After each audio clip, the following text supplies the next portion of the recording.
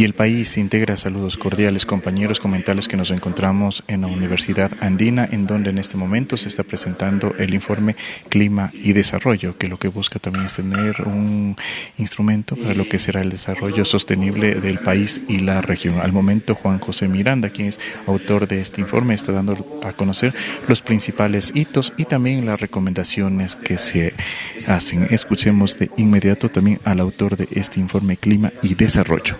Es un análisis de criticabilidad. Lo que hace el reporte es básicamente combinar diferentes fuentes de información, de entender dónde las inundaciones, de entender dónde ocurrieron las sequías, de entender dónde están las carreteras y de entender dónde están los activos, las personas y las actividades económicas donde se realizan.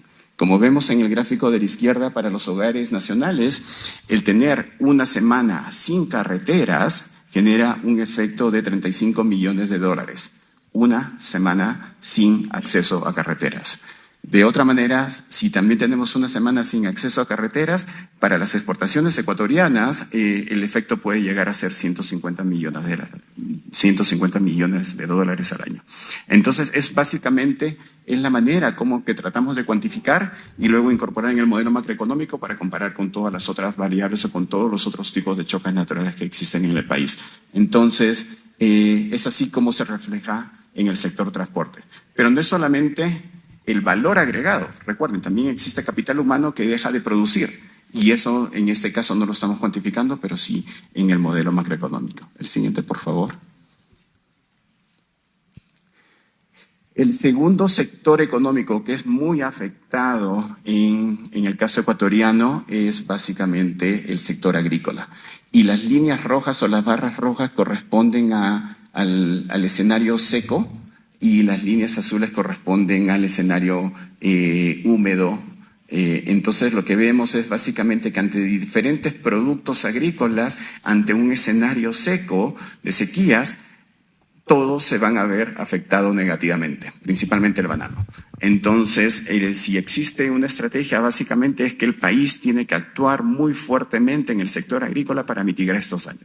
En un escenario favorable, como hemos visto, genera un impacto negativo de 2%, en el sector agrícola se generan beneficios marginales, pero en el país en su totalidad es un efecto negativo de 2%.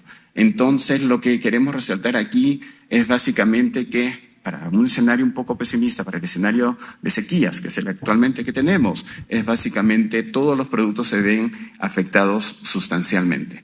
Y la importancia del sector agrícola no solamente radica por el valor agregado que genera, sino también radica porque hay mucha gente que depende de esta actividad económica. Un tercio de la población del sector agrícola, un tercio de la población depende del sector agrícola. Entonces eso influencia muchísimo en la variable de pobreza. Y lo que encontramos en el informe es que por estos años la pobreza se podría incrementar en 1%. Siguiente, por favor. El segundo mensaje es sobre la agenda climática. Y como mencioné en un inicio, que básicamente la agenda climática puede implementarse con reformas institucionales sustanciales y mayor inversión pública y privada. Siguiente, por favor. A ver, lo que encontramos en el estudio, y esto se encuentra en el reporte en el capítulo número 2, es básicamente que Ecuador tiene una institucionalidad o tiene una normativa fuerte en el tema de cambio climático. Lo que necesita el país es básicamente fortalecer la capacidad institucional para adoptar un enfoque de gobierno integral. Y me quiero detener un poco en la parte de gobierno integral. El tema de estrategias para reducir el cambio climático no depende solamente del Ministerio de Medio Ambiente, no depende solamente del Ministerio de Economía o del Ministerio de Energía. Es una acción integral con un objetivo común de todos los países que tienen que lograr para generar sinergias positivas en todas las inversiones y en todas las acciones que cada uno genera, con el objetivo obviamente de reducir las emisiones por un lado, pero también la dependencia de los choques naturales. Una que se puede hacer es un marco legal unificado para el cambio climático que permita este enfoque integral que he mencionado con el objetivo de reducir los daños. Y lo otro es tal vez promover una ley sobre cambio climático que logre esta integración de las funciones, pero también de los actores a nivel subnacional y a nivel nacional de todo el gobierno. Creo que es muy importante pensar al problema del cambio climático como un problema de todos, donde involucra al sector público, involucra al sector privado, involucra al gobierno nacional e involucra al gobierno subnacional. Y la única manera es generar este acuerdo normativo que genere las responsabilidades y las funciones para todos actuar de una manera conjunta. La palabra conjunta integral creo que es muy relevante en este sentido. Siguiente slide, por favor. Lo otro importante es aprovechar y crear un entorno propicio para el sector, para que el sector privado participe. Como mencioné hace un momento, las actividades de mitigación, en las actividades de adaptación, hay un rol muy fuerte del sector público del Estado, pero para las actividades de mitigación, el Estado no va a poder cubrir y no va a poder hacer el financiamiento de esas actividades. Entonces es muy importante el rol del sector privado y para eso tenemos que generar y promover que el sector privado contribuya y que tenga los incentivos adecuados para invertir en estrategias bajas en carbono. Entonces, lo que encontramos en el reporte es que la inversión del sector privado y el acceso a los mercados internacionales se encuentran muy restringidos. La pregunta es entonces, ¿cómo lo abrimos o cómo hacemos que sea más factible o que el acceso sea mejor? Entonces, el siguiente mensaje es encontrar o crucial crear un entorno favorable para la inversión privada y obviamente desarrollar capitales locales importantes en temas de financiamiento verde. Creo que ahí radica la importancia. Eso es un paso importante que genere las condiciones para que en unos 5 o 10 años sea el dinamismo de este crecimiento y de los incentivos adecuados para tener una economía baja en carbono. El siguiente slide, por favor. Y lo otro importante que también fue mencionado en un inicio es que Ecuador necesita diversificar su economía y adaptarse a las nuevas demandas globales. A nivel global existe una estrategia de descarbonización. Muchos países, Estados Unidos, por ejemplo, están yéndose a promover estrategias de descarbonización que al final del día eso va a afectar muchísimo a Ecuador. Ecuador depende muchísimo del sector petrolero y tiene que buscar estrategias diferentes para para depender menos. Como vemos en el gráfico de la derecha es un poquito difícil y disculpe por eso, hay una línea blanca que está pegada a la izquierda. Ese es el precio promedio de producción de los países petroleros de la OPEC. Y hay otra línea blanca que está alrededor. Hay otra línea blanca más a la derecha, que es la línea de producción de costos para el caso ecuatoriano. Entonces, ¿qué va a pasar en un escenario de descarbonización? En que la demanda cae y que los precios del petróleo caen.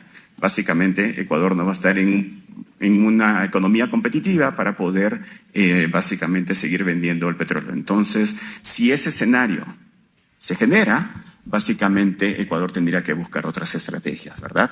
Entonces, la baja competitividad en los costos de producción de petróleo aumentan el riesgo de activos abandonados. Y eso es importante tener en cuenta. Que básicamente, si es que la demanda cae y los precios caen, entonces el sector petrolero se va a ver muy afectado. Ecuador está tomando pasos hacia eso a través de la focalización de subsidios a los combustibles que generarían importantes recursos fiscales y contribuiría a los objetivos climáticos, pero creo que más se puede hacer y más dinamismo tiene que haber para reducir esa dependencia del sector petrolero a nivel macroeconómico. Siguiente slide, por favor. Y el mensaje 3 es básicamente está relacionado con la implementación de políticas sobre cambio climático que pueden brindar estas oportunidades para el país. Siguiente slide, por favor.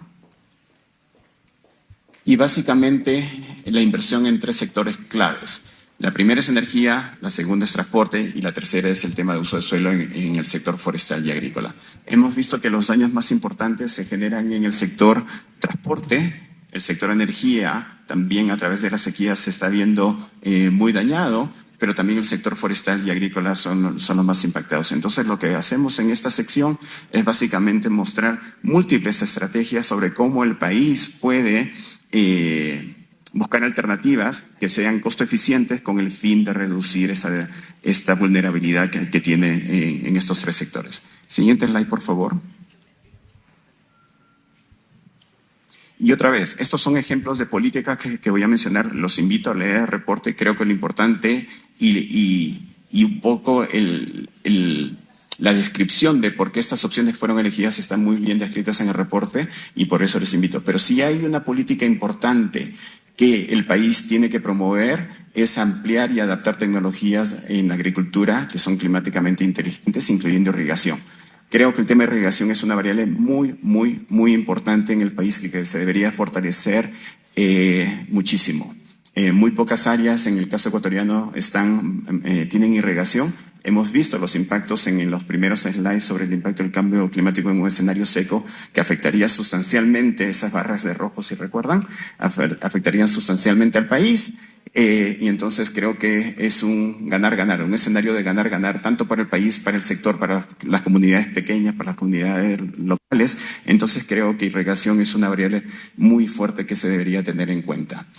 Lo otro es ampliar la protección forestal, un programa como Sociobosque, por ejemplo, que ya lo tiene Ecuador y que es muy reconocido globalmente, y metas de restauración. Si hay una estrategia de mitigación costo eficiente para el país, es básicamente mantener sus bosques. Entonces, estábamos escuchando a Juan José Miranda, quien es el autor del informe Clima y Desarrollo, dando algunas de las pautas para el desarrollo del país y la región. Ha señalado que el Ecuador es uno de los países que está apostando precisamente a la conservación ambiental, pero también en lo referente a cómo debería desde los gobiernos centrales tomar en cuenta sobre todo los problemas que se tienen en lo referente al no acceso de carreteras, también problemas de sequía que al momento está afrontando no solo el país, sino la región. Con esto retornamos. Corape informa.